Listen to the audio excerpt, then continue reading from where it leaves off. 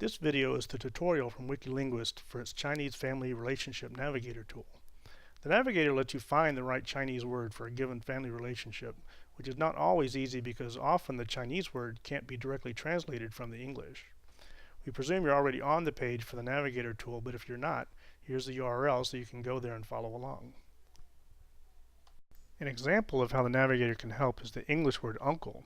In Chinese, you have to account for if it's on the mother's side or the father's side, if it's an older or younger brother of the parent, or perhaps through marriage to one of the parent's sisters, ending up with a total of 5 different Chinese words for uncle, whereas in English we have just the one. Now to look at the actual tool, you'll see there's a top half of the page where we follow the relationships, and a bottom half of the page where we'll build a tree a little bit later on. Across the top half, there are boxes containing the currently selected relationship, beginning from some reference person. And the second column has the set of relationships we can pick from there. So if we pick father, then we have your father, and we see the simplified and traditional characters and the pinyin for 父亲. And we also see a third column open up. This contains the next level relationships that we can continue to follow. So if we pick father again, then we see the specific term for that type of grandfather, and another column that we can also continue to follow, and pick father again, and so on. As long as there are terms, there will be new columns to follow it with. We can go back and change our selection. So if we want to follow our father's older brother's wife, what we would call aunt, then we see the specific term for that. And we also see that there are no more columns opening up. So that just means that there are no more specific terms along that path to find in Chinese. Now we go to the bottom half of the page and see how to build a family tree from this information. We start by clicking Make New Tree, and it will ask for the name of that initial reference person that all the relationships start with. In our example, we'll say Bill, and it will add Bill as the root of the tree.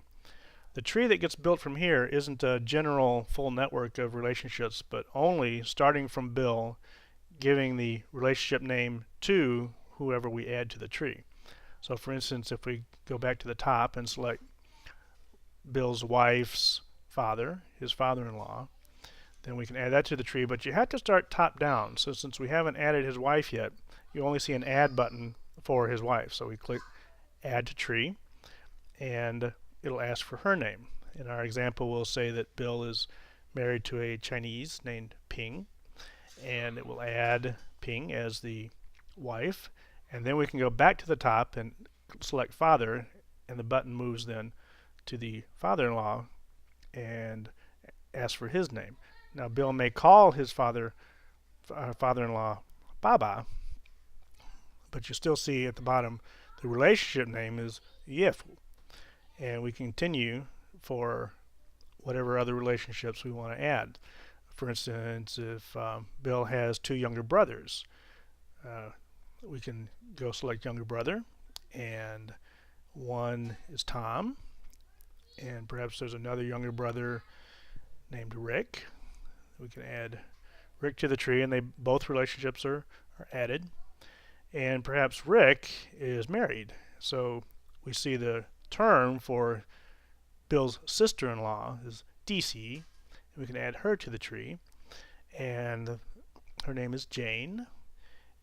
But since he's got 2 younger brothers, it needs to know which one Jane is related to, so we have to pick Rick here, and she gets added as Rick's wife.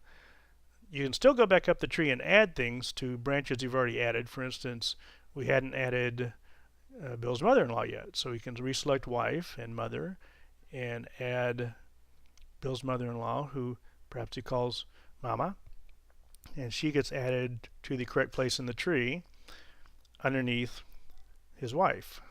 And we continue to add however many relationships and however many levels of relationships to this tree, and until it's filled out. You can even just print this from your browser and have a record of what relationship names there are.